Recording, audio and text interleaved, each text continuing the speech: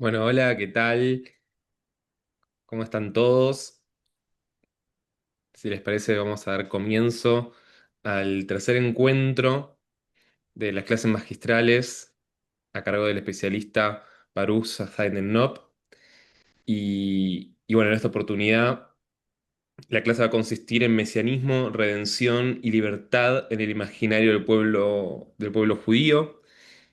En- Recién estábamos escuchando en la cortina musical a Adam Levin, que como les contaba fue un invitado que vino de Israel en el marco del Festival Guitarras del Mundo, que este año por tercera vez consecutiva se realiza en Carlos Casares, en la sede de la Sociedad Israelita. Este año tendremos a Rudy Flores Trío, Silvina López y un invitado internacional que comentaremos más adelante.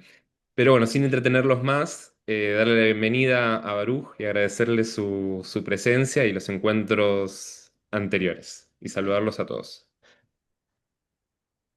Bueno, muy bien. Nuevamente, muy buenas noches.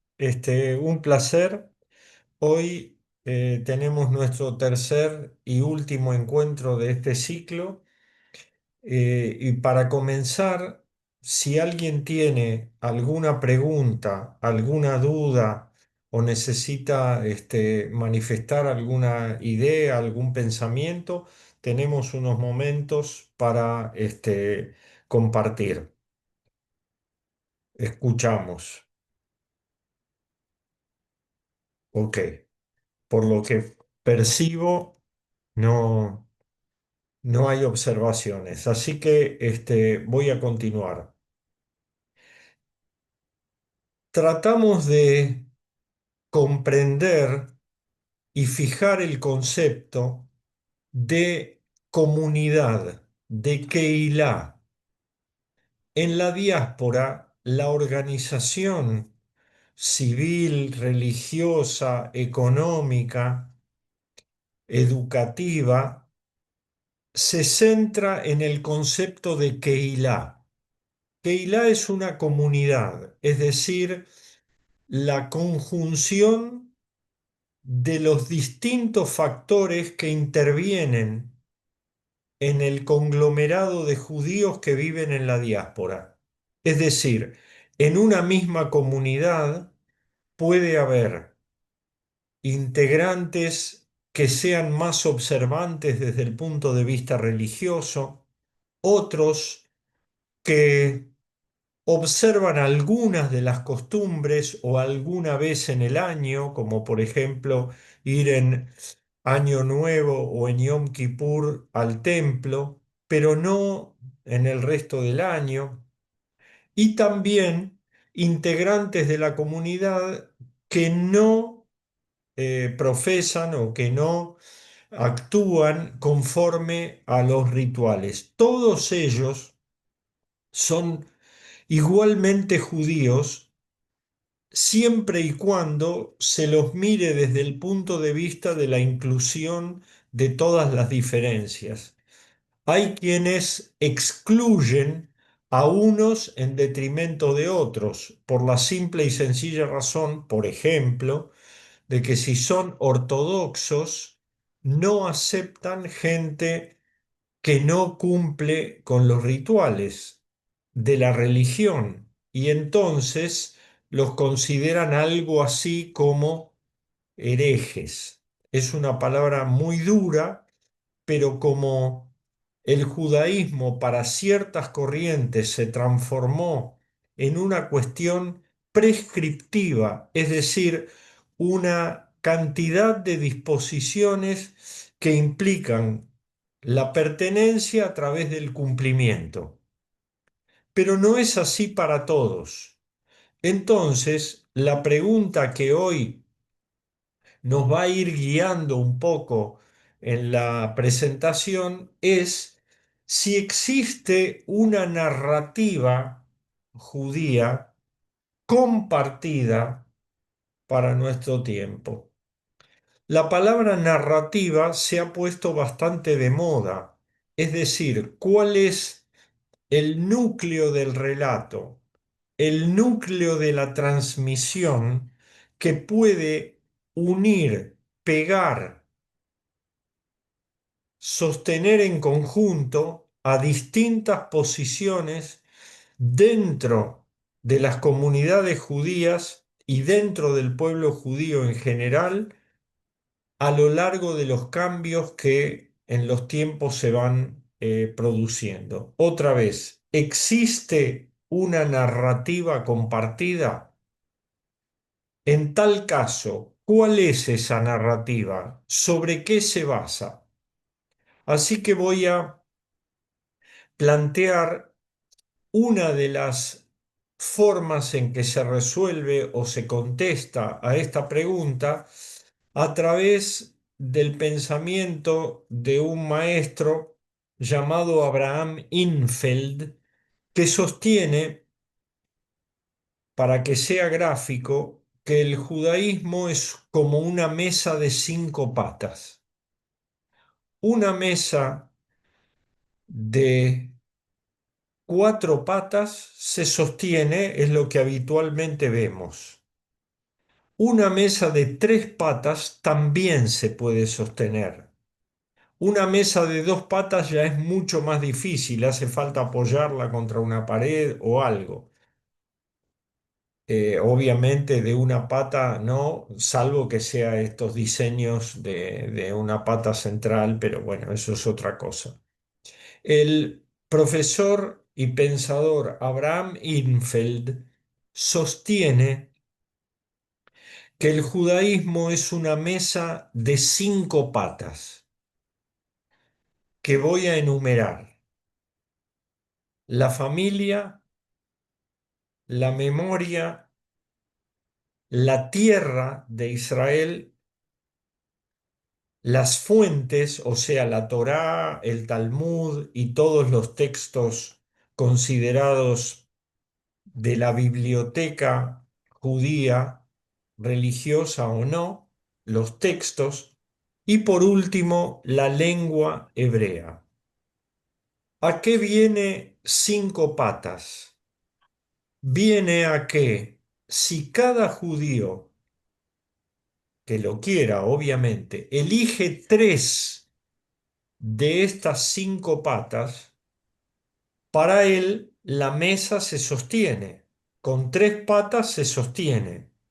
Pero la particularidad de este hallazgo es que cualesquiera sean las elecciones que cada uno haga, si elige 3 de esas 5, por lo menos en una van a coincidir.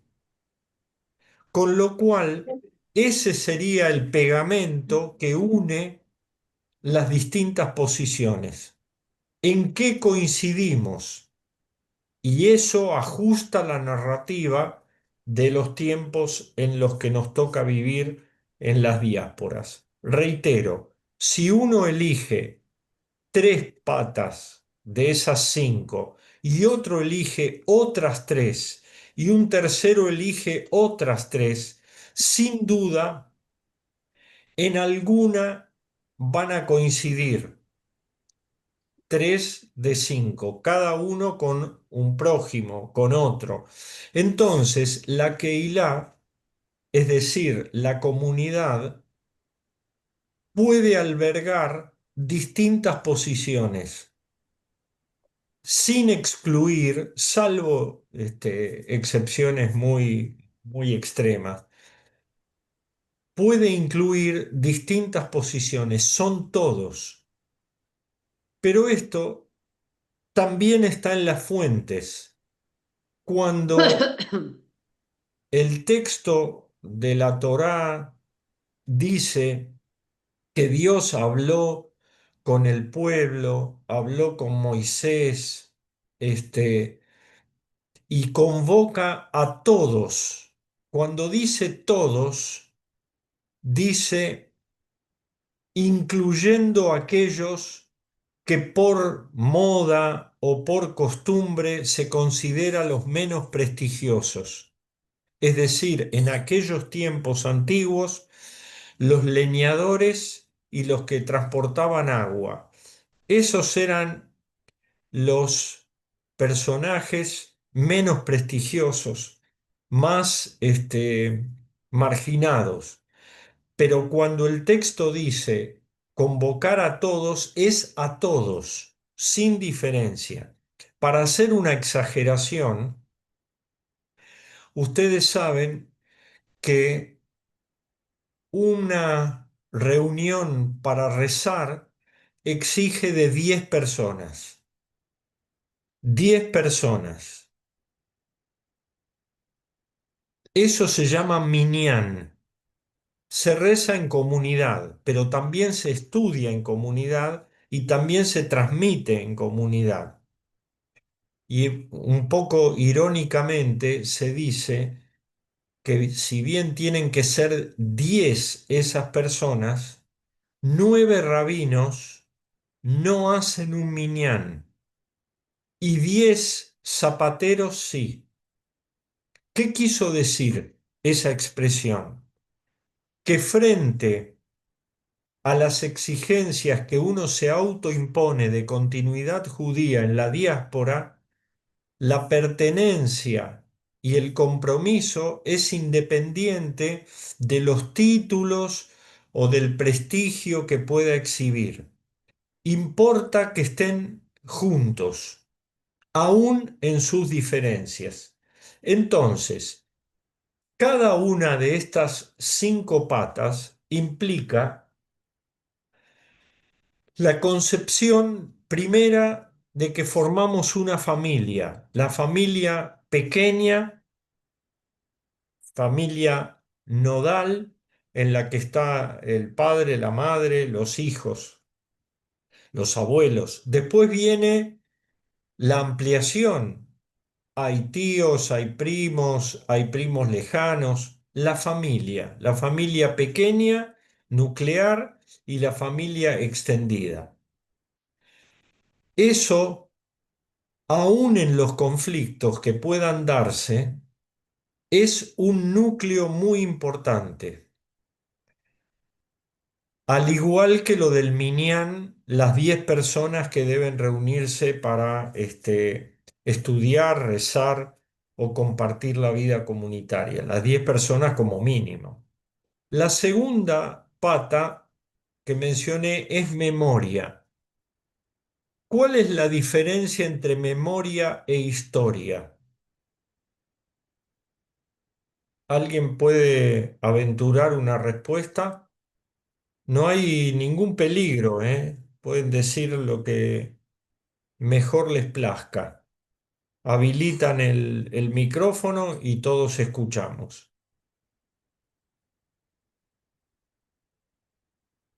Memoria me parece a mí, ¿no? Que sería lo que se va recordando generación tras generación, Sí, mientras que historia son los hechos comprobados y que han sucedido.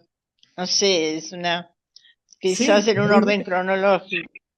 muy bien, Ofelia, perfecto. Esas son las Lector, definiciones que todos compartimos. Ahora, para Infeld, este autor y pensador, la idea es que historia es lo que les sucede a todos, sea un pueblo, toda la humanidad, los hechos que se comprueban con documentos, como bien has dicho. Pero memoria es lo que me sucede a mí. Memoria es lo que yo recuerdo y que no necesariamente mi prójimo también recuerda. De ahí viene, y creo haberlo comentado en alguno de nuestros 2 encuentros pasados, metafóricamente, es decir, como si fuera un símbolo poético,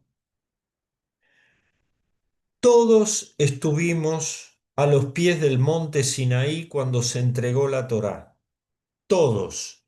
Quiere decir, los que físicamente estuvieron allí porque vivían en esa época, las almas de los que los precedieron, pero ya no estaban físicamente en el mundo, pero las almas de los que los precedieron, y las almas de los que vendrían después. Atención, todos escuchando esa transmisión. Pero la tradición nuestra agrega que cada uno escuchó otra cosa. En el fondo, cada uno escuchó e interpretó otra cosa de esos 10 mandamientos o preceptos. Y el paso siguiente es que cada uno tiene como la obligación moral de transmitir lo que escuchó, es decir, compartirlo con otros. Y si alguien, por la razón que sea, porque tiene vergüenza, porque no lo sabe hacer, no lo dice, quien estuvo parado a los pies del monte Sinaí, junto a esa persona, tiene la obligación moral de contar lo que escuchó del compañero de al lado. ¿Qué quiere decir esta metáfora, esta imagen poética? Que nos debemos los unos a los otros con lo que pensamos en nuestras discrepancias. No es una cosa menor.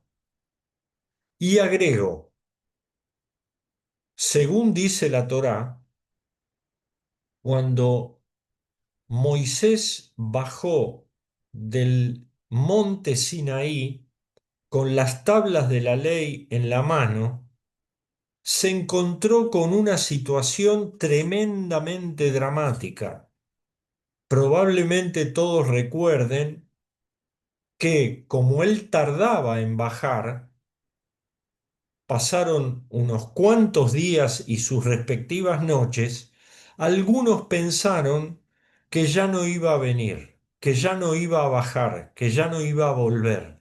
Entonces le pidieron a su hermano Aarón, que era sacerdote, que haga un becerro de oro para poder adorar a ese becerro y obtener los favores de quien sería su nuevo Dios, ese becerro de oro. ¿Hasta ahí estamos? ¿Todos recuerdan o tienen presente esa situación? Cuando Moisés baja y ve esa situación, es tal su enojo que arroja las tablas de la ley que se rompen en un montón de pedazos. ¿Estamos? Estamos.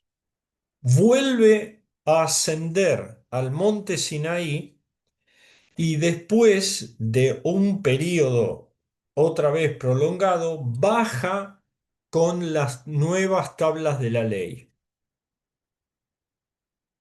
La diferencia es que las primeras tablas de la ley, esas que rompió contra el becerro de oro, fueron escritas, digo entre comillas, dictadas directamente por Dios como una revelación. No importa ahora si somos creyentes o no, tengámoslo como una metáfora, como una poesía que describe un valor. Y las segundas tablas, las que trajo cuando bajó por segunda vez, fueron escritas por él, por Moisés. A medida que el pueblo transitaba por el desierto y había hecho un pequeño santuario móvil en el que llevaba las tablas de la ley, dice la tradición que llevaba los fragmentos de las primeras tablas rotas y las segundas tablas completas. ¿Qué quiere decir esta metáfora, este casi poético mensaje? Todo, todo y todos. Inclusión. No solo los que saben, no solo los que dirigen, no solo los que tienen medios, sino todos los que conforman el pueblo de Israel.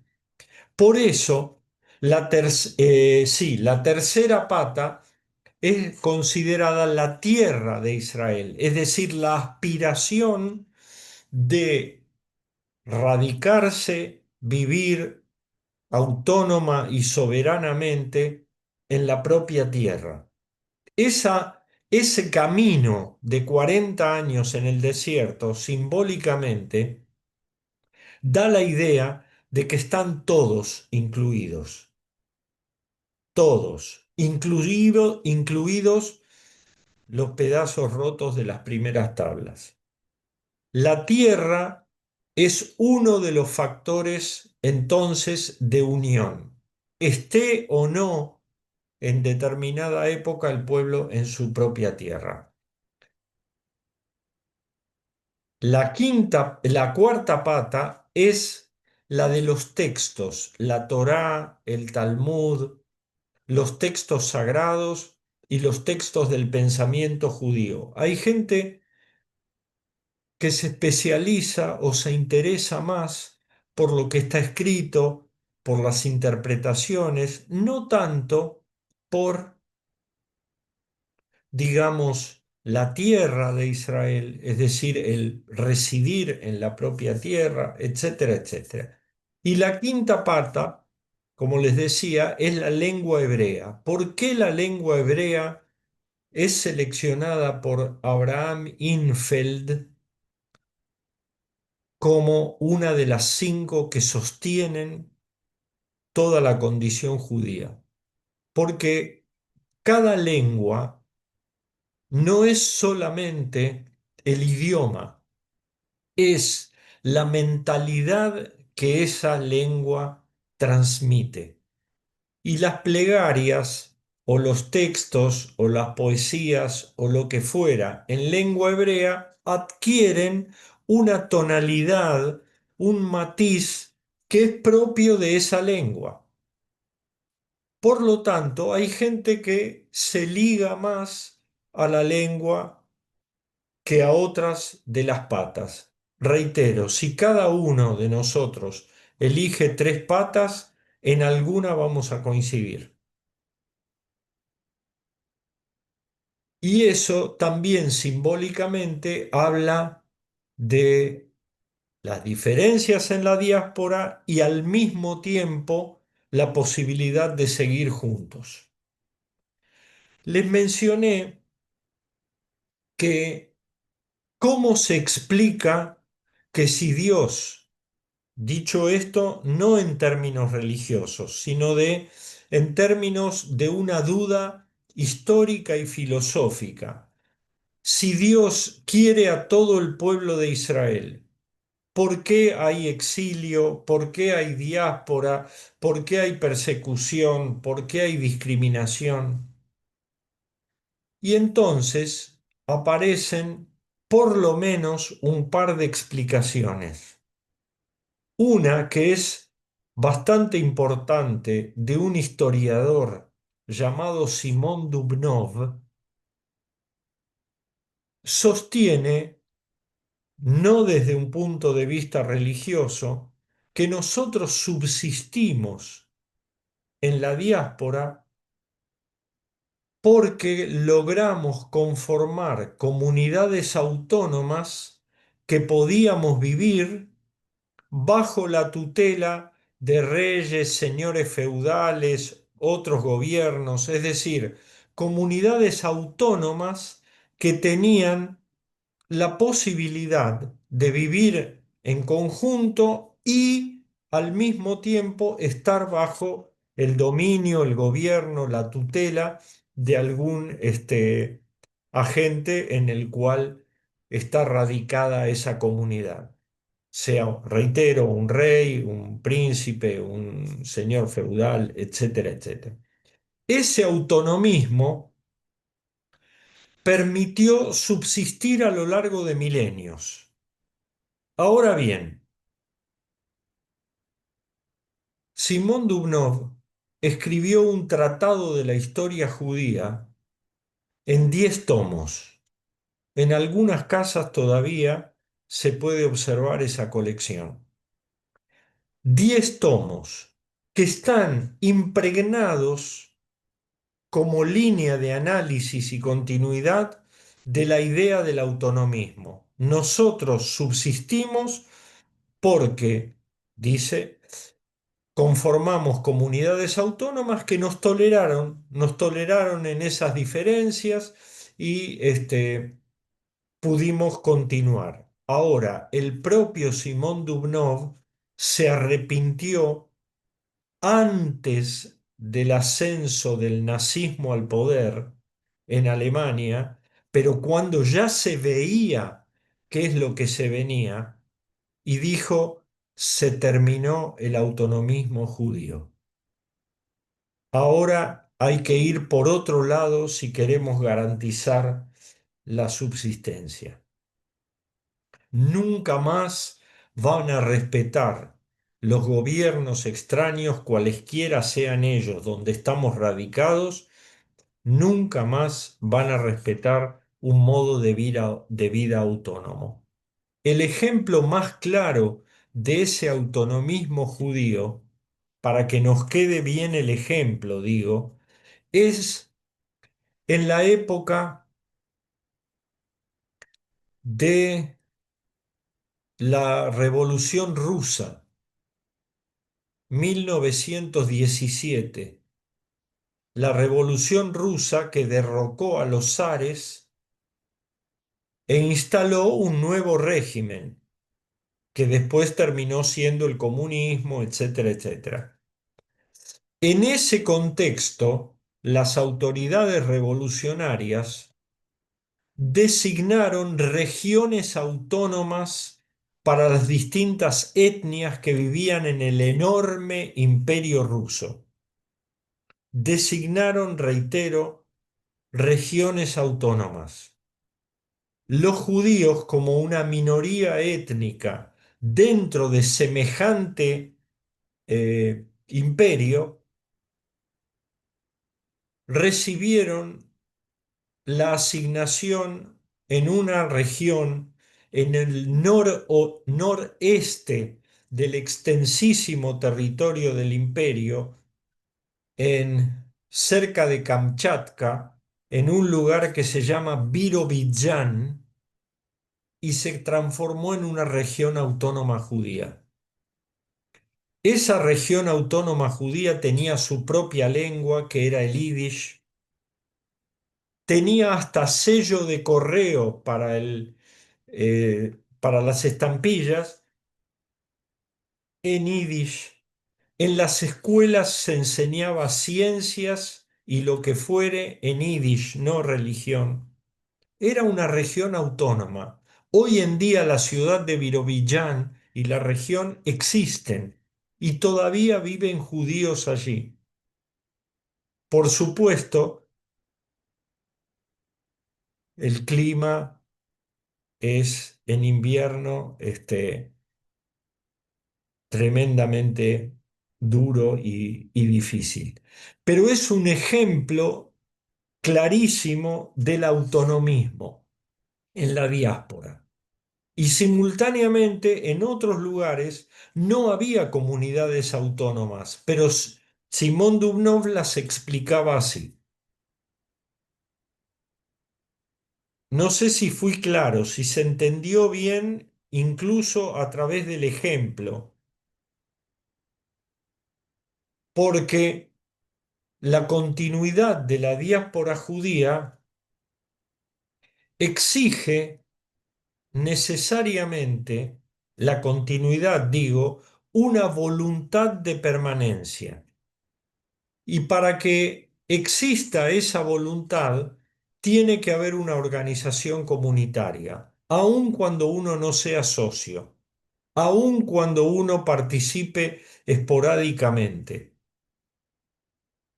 La comunidad implica la idea de continuidad en el tiempo. Ahí se construye la historia y también la memoria. ¿Por qué? Porque las vivencias que cada uno, cada familia estructura son los fundamentos, los eslabones que enlazan esa pertenencia y esa continuidad. Eh, Sin embargo, los cambios históricos han producido enormes diferencias entre las Keilot, es decir, las comunidades en distintos lugares del mundo a lo largo de por lo menos los 2 milenios de diáspora. Así que como este no es un curso de historia relacionado con todas las diásporas, voy a dar solo algún que otro ejemplo. Durante la Edad Media, los judíos que estaban en distintos feudos tenían cierta autonomía y podían practicar determinadas cuestiones particulares de la fe y de los rituales, pero debían pagar impuestos adicionales como reconocimiento al favor de que eran objeto por vivir en ese territorio. Pero obviamente no podían poseer tierras y tenían que vivir de otras cosas. Comentamos, creo que en la semana anterior, la idea de que hay algunas cosas que en proporción, en porcentaje, los judíos hacen más que otros. Por ejemplo, hay más judíos dedicados a la medicina en proporción, hay más judíos dedicados a la música clásica, hay más judíos dedicados a las ciencias en general, sean las ciencias contemporáneas o las que en su momento estaban en vigencia y se fueron desarrollando. Así es como durante la Edad Media en Andalucía, en la península ibérica, los judíos desarrollaron una cultura muy profunda, amplia y de enorme trascendencia en contacto con las comunidades musulmanas. Después, cuando vinieron los reyes católicos y la Inquisición, allí se comenzó a desarmar esta cuestión de armonía entre las distintas comunidades y del desarrollo de dichas comunidades hasta que se produjo un nuevo exilio dentro del exilio. Es decir, ya era un exilio el estar en Andalucía, en la península ibérica. La expulsión de allí generó otro éxodo, otro exilio.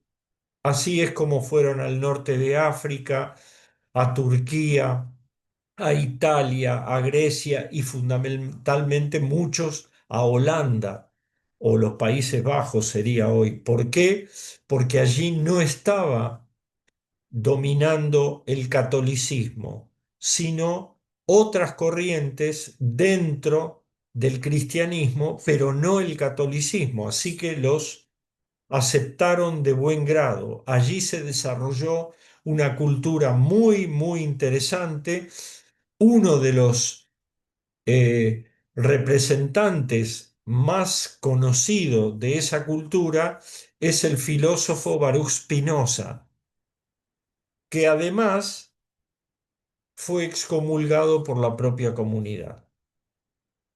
¿Por qué? Porque se atrevió a cuestionar algunos principios del ritual y de la religión con una interpretación muy profunda y abarcativa de los textos sagrados. Para quien quiera profundizar en estos temas de Baruch Spinoza, la mayor parte de sus libros y tratados están traducidos al español, así que es de relativamente fácil acceso. El libro más conocido y tal vez el más difícil de él es La Ética, según el orden geométrico. ¿Por qué le puso ese subtítulo? Porque los razonamientos se encadenan como si fueran la demostración de eh, teoremas o razonamientos matemáticos. La ética desarrollada según un orden geométrico. Eso es producto de una diáspora. Eso no hubiese pasado, no porque no había personas inteligentes, no hubiese pasado en la época de los reyes en la tierra de Israel, porque como les decía, el culto era en el templo a través de los sacrificios. Cuando no hay más templo y no hay más sacrificios de animales, se empiezan a desarrollar otras formas de continuidad. Otro ejemplo que puedo dar, posterior a Spinoza, es lo que en alemán se llamó Wissenschaft das Judentum, que quiere decir la ciencia del judaísmo. La ciencia del judaísmo es un intento de continuidad diaspórica que no está ligada a la religión ortodoxa.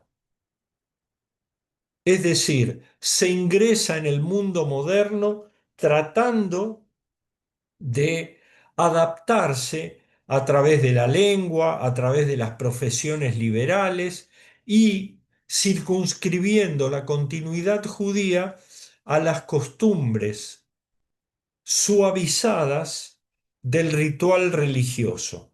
Es decir, se puede rezar en alemán, no solo en hebreo o arameo, se puede incluir instrumentos musicales en el culto, cosa que antes no se hacía o no se permitía. Se podía, después cuando hubo ya electricidad y amplificación, se podía usar micrófonos, cosa que en la ortodoxia, en los días sagrados, no se puede hacer.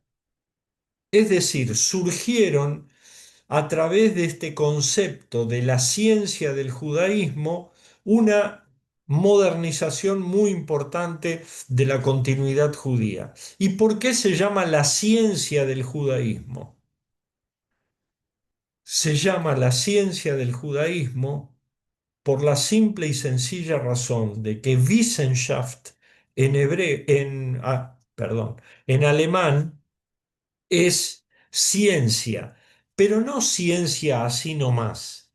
Es ciencia con desapego de los sentimientos. Es decir, yo no me mezclo con lo que siento respecto del análisis que hago de la historia judía, de la tradición, de los rituales.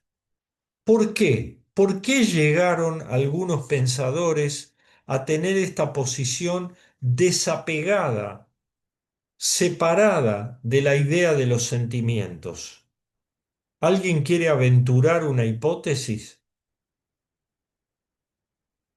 Entiendo que no, pero si alguien quiere, más que bienvenido o bienvenida.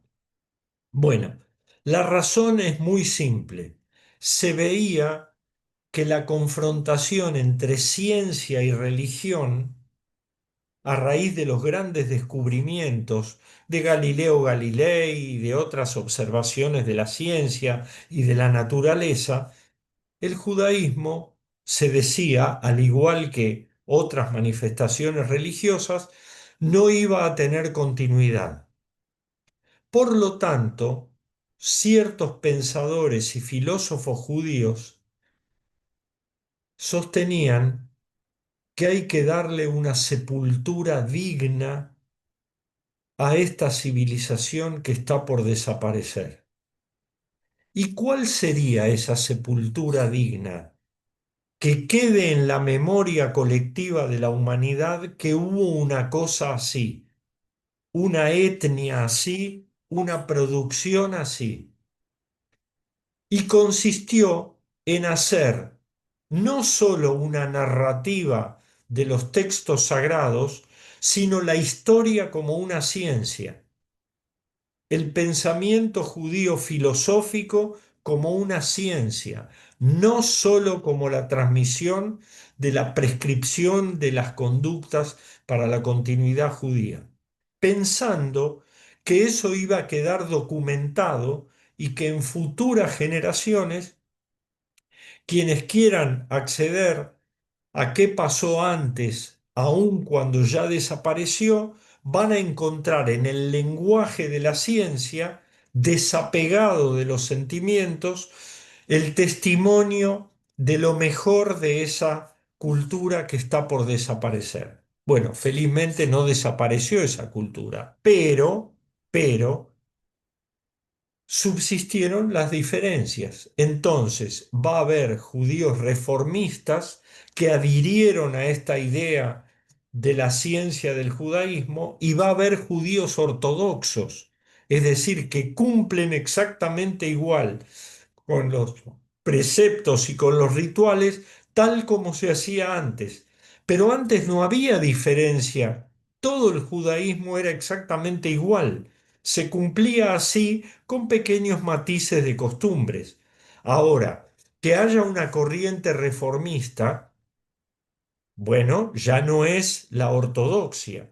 Y los ortodoxos entonces intentan explicar por qué no debe haber cambios. Y más cuando estamos viviendo en la diáspora. No debe haber cambios ni en las costumbres ni en los rituales. Y no debe haber cambios por la simple y sencilla razón que la verdadera y sólida tradición judía no admitió cambios.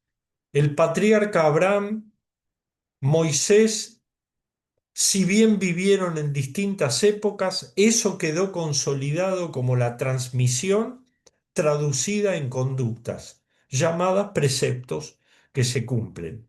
Pero resulta que a raíz de esta cuestión de la ciencia y la religión es que se abrieron otras corrientes.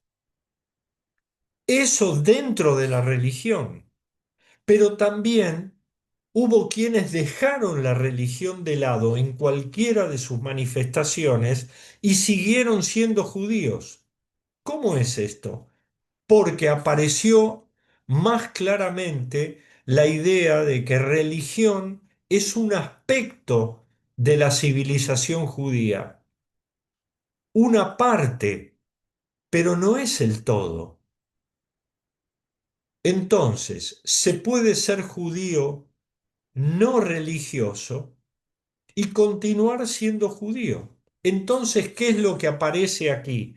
Aparece la idea del judaísmo como cultura, no solo como religión. El judaísmo como cultura no necesariamente es creyente, no necesariamente es observante desde el punto de vista religioso. El judaísmo como cultura se estructura sobre la base de la literatura, del folclore, de la gastronomía, de las costumbres y los usos fuera del ámbito sinagogal. Fundamentalmente, los judíos culturalistas también provienen de Europa Oriental. Originariamente la lengua yiddish, la literatura yiddish, con toda la riqueza conceptual y de tradición que conlleva, no tenía fundamentos religiosos.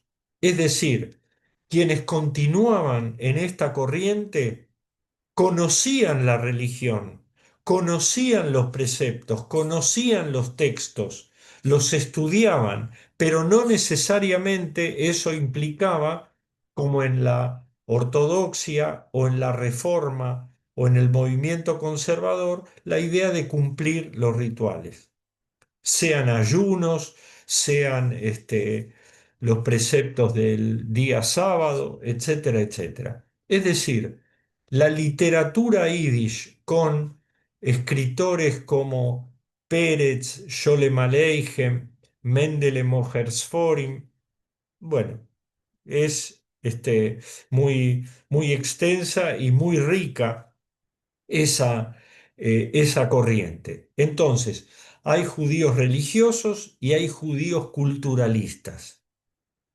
que se apartan, reitero, de lo estrictamente religioso, pero continúan desde el punto de vista de la transmisión cultural.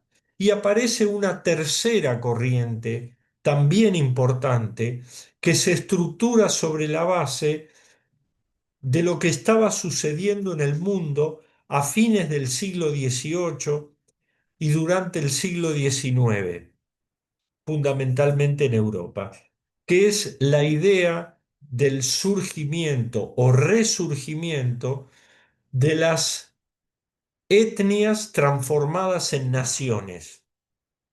Muchos de los países que hoy son organismos soberanos y políticamente reconocidos como estados modernos o repúblicas, se estructuraron sobre la base de distintos grupos que los componían.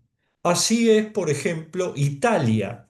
Italia tenía una serie de grupos que se conformaron como una nación.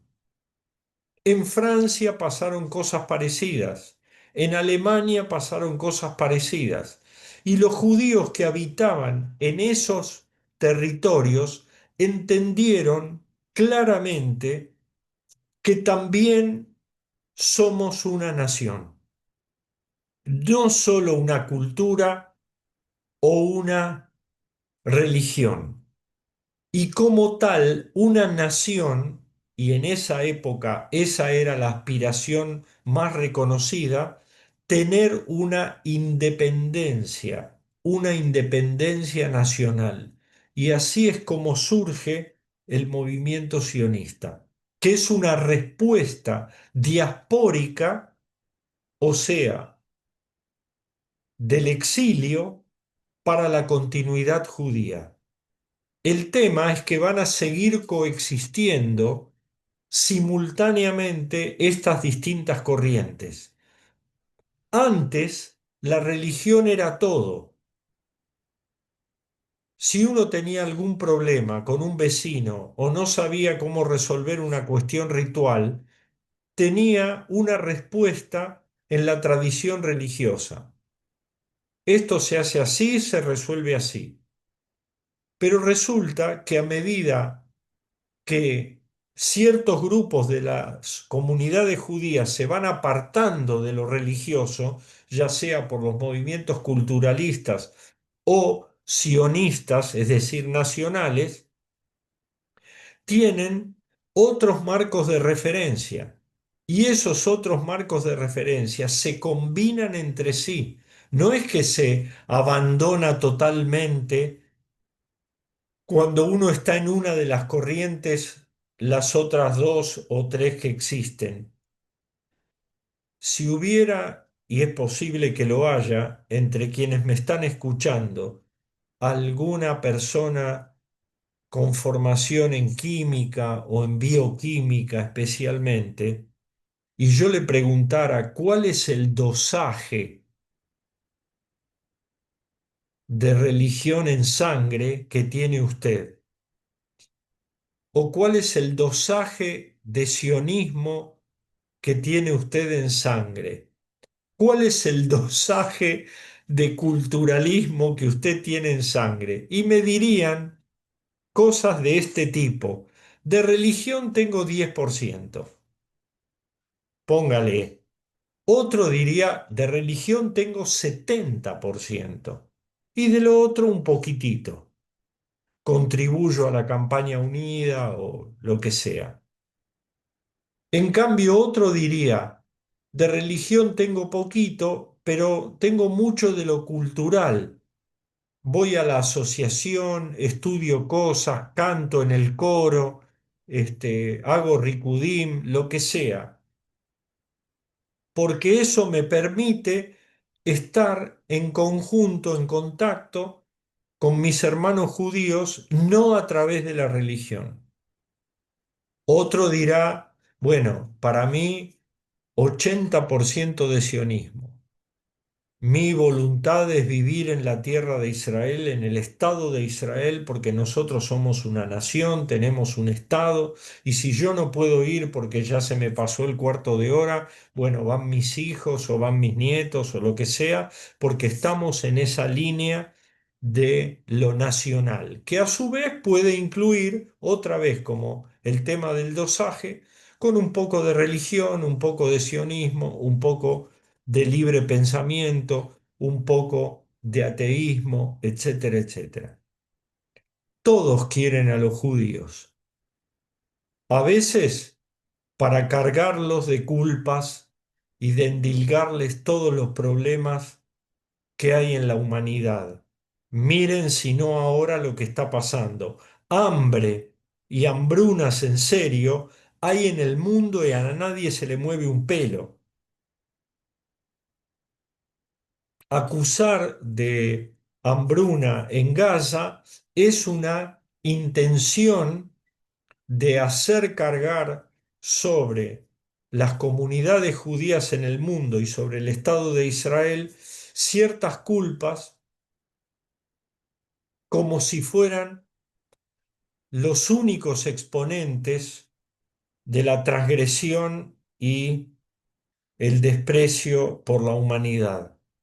Es decir, que la diáspora incluye un factor muy importante en la coexistencia con el mundo circundante, que es el concepto del antisemitismo. Y creo haber dado alguna pauta de la idea de antisemitismo. El antisemitismo clásico, antiguo, era religioso, es decir, ustedes tienen otras costumbres. Ustedes hacen así, rezan asá, no tienen nada que ver con lo que hace el resto. Y además, por si fuera poco, la acusación de haber matado a Jesús. Eso quedó como estigma hasta el siglo XX. ¿Estamos? Es decir, el antisemitismo original, antiguo, básico, es religioso. Tiene que ver con las costumbres, con la comida, con los rezos y con la acusación de haber crucificado a Jesús. Si eso era verdad o no era verdad desde el punto de vista histórico, al antisemita no le importa, porque el prejuicio no admite una explicación racional. No hay ninguna respuesta racional que pueda desarmar un prejuicio, porque como la palabra lo indica, es prejuicio, es anterior a cualquier razonamiento. Y al ser anterior a cualquier razonamiento, no admite ninguna posibilidad de discusión o de rebatir ese argumento. Por más que usted le va a explicar, no, mire, los judíos no crucificaron a Cristo. Esa era la costumbre que tenían los romanos cuando dominaban la tierra de Israel y hacían eso como castigo y como ejemplo, como amenaza para quien podía hacer alguna transgresión. No en vano, sobre la cruz, y en general lo vemos cuando hay suficiente extensión, suficiente tamaño, hay una sigla que es INRI, INRI. ¿Sabemos qué quiere decir INRI? No sabemos, o sí, pero no lo decimos. INRI quiere decir Jesús Nazarenus Rey y Judeos. Jesús Nazareno, Rey de los judíos. Está claro que los romanos crucificaron a un judío, no que los judíos crucificaron a Cristo, no importa. Antisemitismo religioso, listo. Ahora resulta que en la modernidad y como consecuencia de las diásporas y la convivencia que tiene sus momentos de esplendor y sus momentos de decadencia, surge el antisemitismo moderno, que es fundamentalmente racial. Hacia fines del siglo XIX se sostiene que quienes tienen derecho a habitar una tierra, aquellos que derramaron su sangre en el suelo de la patria, ellos o sus antepasados, sus padres o lo que sea. Si usted peleó por este territorio, tiene derecho a él. Ahora, si usted es un extraño, no solo no tiene derecho, sino que contamina esta sociedad. Esa concepción de lo racial creó la idea de superioridad y de inferioridad. Dicho en alemán, Untermenschen. Unter es debajo. Mensch o Menschen es humanos, personas. Subhumanos quiere decir que racialmente parecen pero no son humanos. Y por lo tanto contaminan a la sociedad humana y deben ser exterminados. No hay manera de arreglarlo. ¿Por qué digo no hay manera de arreglarlo? Porque el antisemitismo religioso antiguo tenía un mecanismo de reparación que consistía en convertirse. Si usted se convierte al cristianismo, bueno, ya dejó de ser lo que era. Claro, acá dice marranos, usted dejó de ser lo que era y puede ser uno como nosotros, dicho entre comillas. Pero resulta que muchos de esos judíos se convertían aparentemente al cristianismo y en secreto seguían observando las costumbres. De ahí la palabra que apareció escrita en el chat, marranos. Marrano es chancho, es cerdo. Cuando los descubrían, la Inquisición los ajusticiaba, los prendía a fuego, los torturaba con los instrumentos de tortura de la Inquisición. Hay un museo en Lima, en Perú, donde se exhiben instrumentos de tortura que utilizaba la Inquisición en Hispanoamérica, en este caso. Bueno, entonces, en el antisemitismo antiguo existía un método de reparación, por lo menos técnicamente hablando. Después, si era cumplido y si era sincero, todo eso estaría por verse, pero existía un método. En cambio, en el antisemitismo moderno, como es racial, no tiene arreglo. Es decir, usted es un bicho, no se puede transformar en una persona. Y si es un bicho que trae problemas, hay que exterminarlo. No hay otra salida. De ahí que se haya desarrollado toda esta cuestión del Holocausto, de la Shoah y del sistema industrializado de exterminar a una población. Pero estas cosas no caen del cielo. Ya a principios del siglo XX hubo el Holocausto de los armenios,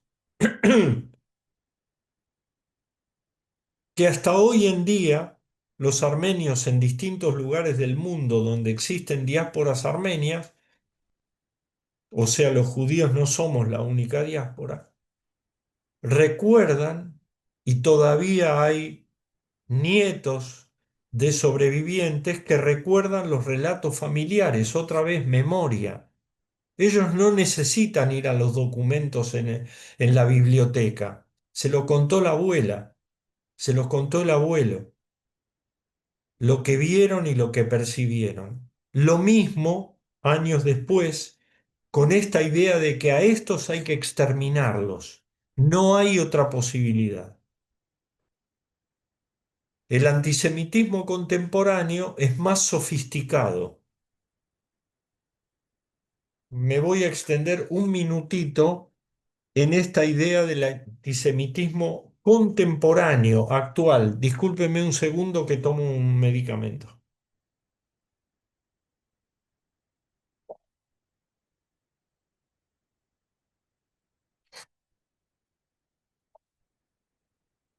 Así puedo cumplir con los preceptos, las indicaciones, los mandatos de, de los médicos.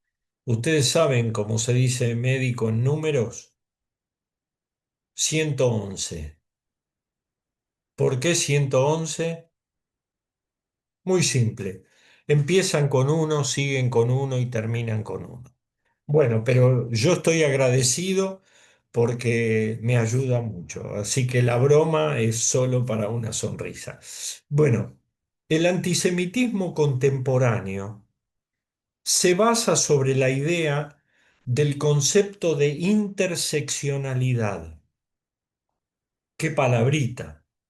Y se refiere a lo siguiente. Ciertos grupos que fueron discriminados, grupos más pequeños, no importa qué cantidad de gente los integra, sino un poco más pequeños por la trascendencia que tienen, por el conocimiento que el mundo tiene de ellos. Grupos más pequeños como gays, LGBT, negros, gitanos y así sucesivamente, se empezaron a dar cuenta a raíz de los conceptos del feminismo, es decir, la discriminación a la mujer por su condición de tal, no por otra cosa. Es mujer, sonaste, estás afuera, no hay trabajo, no hay carrera universitaria, los sueldos son menores, no importa. Y entonces se empiezan a destacar como grandes excepciones ciertas mujeres que marcaron rumbos y el resto queda subsumido en el olvido, en la ignorancia. Pero cuando empieza a surgir el tema del feminismo, bueno, son grupos que pelean por su identidad, sean los negros, los LGBT, los gitanos y así sucesivamente. Y la interseccionalidad es esa concepción de que si se unen pueden tener más fuerza. Si cada uno de esos grupos pelea solo por sus derechos, mucha bolilla no le dan. En cambio, si se logra, dicen, unificar la idea de que todos nosotros somos igualmente sometidos, todos esos grupos, entonces se define quién es el opresor. ¿Quién es el opresor en esta concepción que está ligada, reitero, a la idea de interseccionalidad? O sea, un hilo que atraviesa a todos estos grupos, cada uno de los cuales tiene una discriminación particular, pero todos juntos lo pueden pelear, dicho todo esto entre comillas, en forma conjunta. ¿Quién es el opresor? Primero, tiene que ser blanco, blanco. Segundo, tiene que dominar las finanzas del mundo. tiene que dominar el entretenimiento y las redes sociales en el mundo globalmente. Cuando hace la cuenta, los judíos coinciden con todo. O sea, acá lo tenemos servido, porque hay otros blancos, pero no dominan las finanzas. Hay tipos que dominan las finanzas, pero a lo mejor no son blancos porque están con el petróleo de lo que tenía Italia en África, etcétera, etcétera. Es decir, los judíos se transformaron en el receptáculo para este antisemitismo contemporáneo de ese relato que es el que los o nos unifica en todo lo que se refiere a oprimir a eh, a los marginados. Entonces, la diáspora se une a la idea de la nacionalidad israelí. Nosotros, los que vivimos en la Argentina y nacimos aquí o somos hijos de inmigrantes, pero nacimos aquí, somos vistos como extranjeros en más de una situación. No siempre, obviamente, no todos son tan cuadrados, pero somos vistos como extranjeros, al punto tal que si ustedes toman el simple nombre del Ministerio de Relaciones Exteriores, ¿cómo es el nombre completo del Ministerio de Relaciones Exteriores? Ministerio de Relaciones Exteriores y culto, como bien dice el chat. Y culto. ¿Pero qué es y culto? Los cultos no católicos.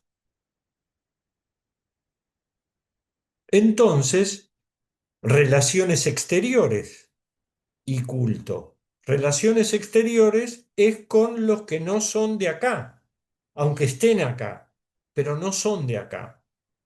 No se los reconoce como los de acá.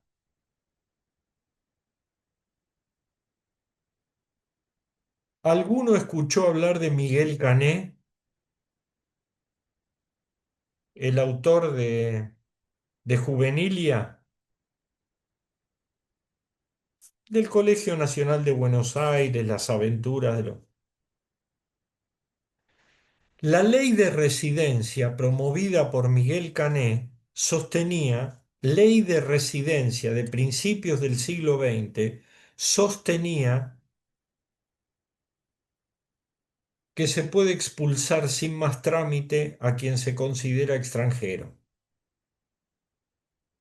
Entonces, voy a dedicar un par de minutos a esta cuestión particular en la Argentina, no solo al antisemitismo en general, en cualquier otro lugar del mundo.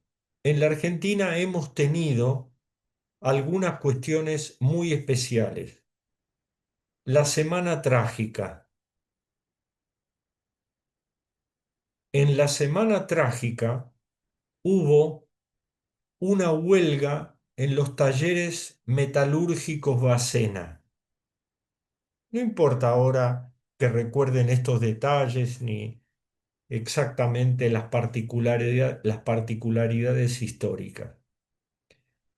La persecución de la policía y el ejército a los huelguistas se relacionó también con los movimientos que había en la Rusia zarista acerca de la intención de derrocar al zar.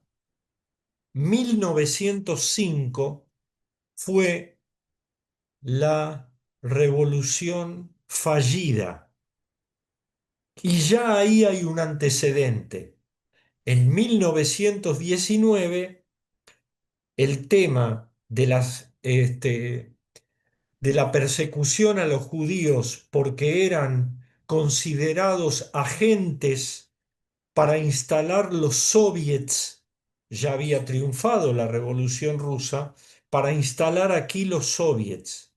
De ahí viene la idea de que los rusos, a los judíos les decían rusos, los rusos estaban acá para instalar los soviets. Los soviets son esas regiones autónomas y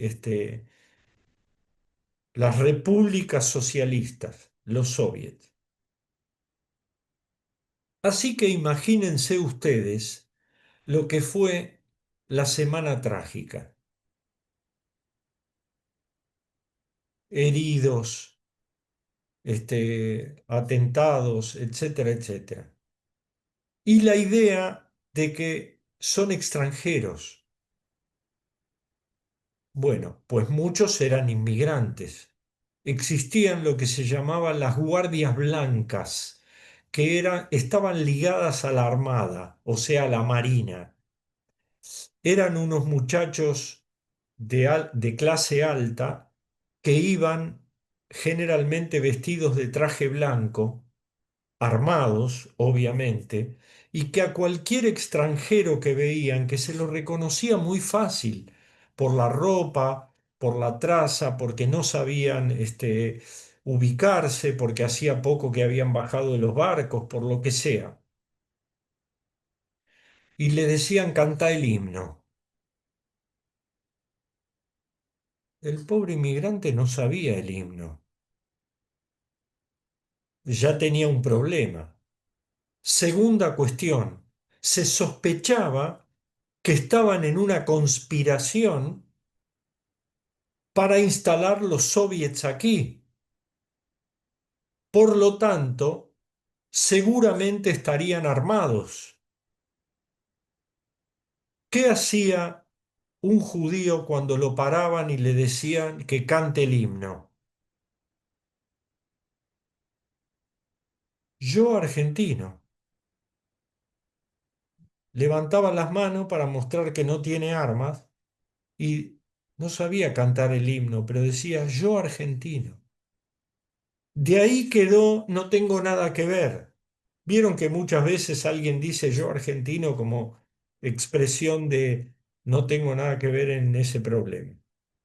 Es decir, que este es un caso particular en la historia planetaria, pero tiene que ver con la idea de la lucha permanente por la igualdad ante la ley, que está reconocida legalmente, pero que en la cultura y la tradición no necesariamente se respeta. Fíjense lo que pasa en las universidades norteamericanas o en Europa en estos tiempos. No es gente que no ha leído, al contrario, hay profesores. El prejuicio no tiene nada que ver con un argumento racional. Entonces, la lucha por los derechos es también un pegamento que une a las comunidades judías. Entonces se hacen cuestiones diplomáticas, cuestiones militares, cuestiones de lo que sea, para que se recupere la cordura de la vida en armonía entre las distintas identidades. La diáspora a lo largo de milenios ha enseñado al pueblo judío a vivir en esta contradicción, porque hoy en día ni siquiera la independencia y soberanía en el Estado de Israel es garantía, porque cuando se dice como se dice, del río al mar, aunque muchos de los que lo dicen no saben de qué están hablando, pero no importa, cuando se dice del río al mar, no se dice que haya un Estado palestino y un Estado judío. A ver si soy lo suficientemente contundente. Cuando se dice del río al mar, es solo un Estado palestino. No hay más Estado judío. A eso se refiere. una institución reconocida legal y políticamente por las Naciones Unidas, etcétera, etcétera. No hay más. Y se grita en todos lados, no solo en las calles, sino en las universidades, no solo en las cátedras, sino con los profesores y los investigadores. Recuerden que en 1933, en Alemania, cuando ya está el nazismo en el poder, se prohíbe a los judíos ejercer profesiones liberales, los médicos no pueden atender mal, los abogados, los músicos de primerísimo nivel son expulsados de las orquestas. Y los judíos dicen, esto va a pasar. No puede ser en un país como Alemania, con la tradición filosófica, científica, de toda índole, que esto dure mucho. Va a pasar, pero no pasó así nomás. Pasó con la Shoah. Y ya había pasado antes en la Guerra Civil Española, no necesariamente con los judíos, pero como ejemplo de lo que el odio puede generar. En la España, y esto se dice como broma, se dice que los republicanos que luchaban contra los franquistas tenían este dedo más corto, el dedo índice de la mano derecha más corto. ¿Qué tiene que ver? Dice uno.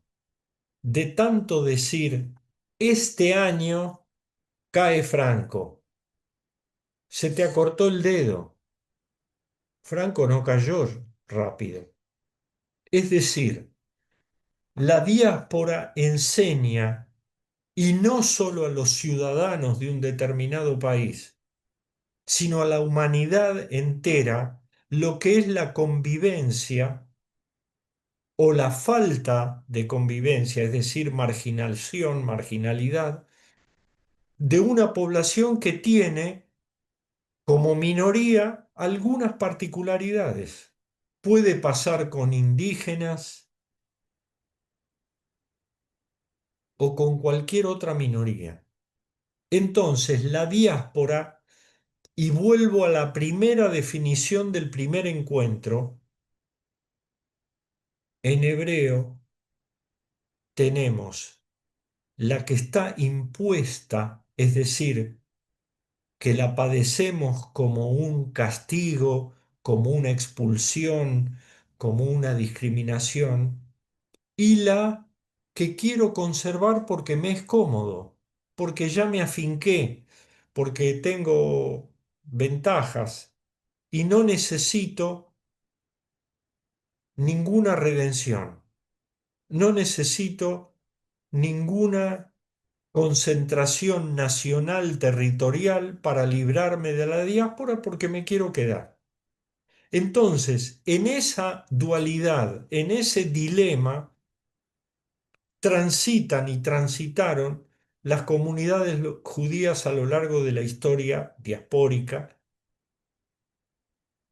que hasta hoy en día, en distinta escala y magnitud, sigue existiendo, porque aún teniendo la posibilidad de radicarse en el Estado de Israel, hay muchos que nos quedamos fuera del Estado de Israel y seguimos siendo judíos.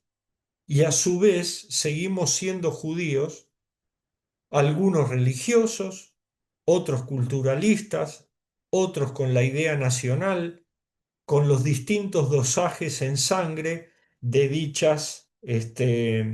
de dichos componentes. Así que el panorama general tiene que ver con que la diáspora es creación e interacción, es lucha, es subsistencia y es también una producción, en el caso particular de los judíos, de lo más rico que hoy se considera judaísmo, la creación conceptual y de contenidos de la tradición judía es en su mayor parte una creación diaspórica, es decir, en Babilonia, en la interacción con Grecia, en la interacción con Roma, en la interacción con España y el Islam, en la península ibérica, Portugal y España, y así sucesivamente. Hoy en día se escriben tantos papers académicos de pensamiento judío en Estados Unidos como en Jerusalén, porque hay cátedras, profesores, investigadores y así sucesivamente. Claro, numéricamente tiene un peso diferente lo que surge de las universidades en Israel, de la hebrea, de la de Haifa o la de Tel Aviv, etcétera, etcétera. ¿Por qué? Porque provienen con el respaldo del Estado en el que están radicadas dichas universidades. Pero investigadores judíos hay en todo el mundo. Bien, hasta aquí entonces un panorama general de lo que son los conceptos fundamentales de la diáspora judía. Preguntas, discrepancias que puede haberlas si son muy saludables. Y ya que dije discrepancias, para que veamos que no es un castigo discrepar. Resulta que en el Talmud, en la tradición judía, hay una discusión muy particular, simbólicamente implica mucho más que el relato, y es un capítulo que se llama El horno de Ahnai. Ahnai era una persona, y el horno es ese horno de barro que todos conocemos ahora también contemporáneamente, pero antes era esos hornos. Y la discusión era la siguiente: si el horno tiene una grieta o una rajadura, ¿es puro o impuro? Recuerden que los alimentos, la comida kasher, etcétera, etcétera, tiene que cumplir con determinados requisitos muy estrictos. Si el horno es impuro, entonces la comida que se cocina allí no será apta para su consumo. Si el horno es puro, aunque tiene una grieta y se repara, entonces sigue siendo útil, vigente. Y hay una discusión enorme quienes sostienen que es impuro si tiene una grieta y otros que se puede arreglar y que va a seguir siendo útil. Entonces no llegaban a ninguna conclusión.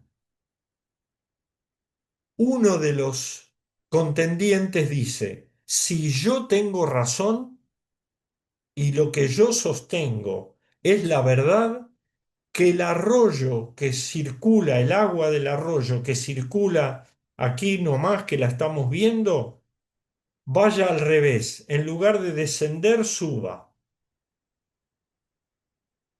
Sería un milagro para que Dios intervenga y le dé la razón a esta posición. ¿Está claro? Muy bien. El hombre dice esto y automáticamente el agua del arroyo circula para arriba. ¿Vieron que yo tenía razón? Listo. El otro dice: momentito, si lo que yo digo es la verdad, es decir, que tengo razón, que estos árboles que estamos viendo, el viento los arranque de cuajo y los levante y los haga volar. Efectivamente pasa eso. ¿Vieron que yo tengo razón? La posición opuesta. Entonces, no se puede llegar a una conclusión. Se dice, bueno, si yo tengo razón, cualquiera de los dos, que las paredes de esta sinagoga donde nosotros nos encontramos se inclinen y se desmoronen. No, no, no, momentito, momentito. Ahí ya era un problema porque si se producía eso, por el solo hecho de llegar a tener razón, si se producía eso, se destruía el ámbito donde estudiamos, donde vivimos, etcétera, etcétera. Entonces se escucha una voz desde los cielos que dice, estas y estas, o sea, las dos posiciones encontradas, son palabras santas, es decir, como si hubieran venido de la revelación. Con lo cual, el digamos, el corolario de esa discusión es que la Torá ya no está más en los cielos. Ahora tiene que ver con las discusiones que hay entre nosotros. No vamos a desaparecer aún discutiendo. No vamos a desaparecer aún teniendo controversias porque estas y estas son palabras que autoriza, digamos, la autoridad divina. Es un mensaje de unión y esperanza en un mundo que siempre fue convulsionado. Ese mensaje de humor y esperanza es que podemos mantener discrepancias, pero que esas discrepancias no hagan desmoronar las paredes del ámbito en el que vivimos. Nada más.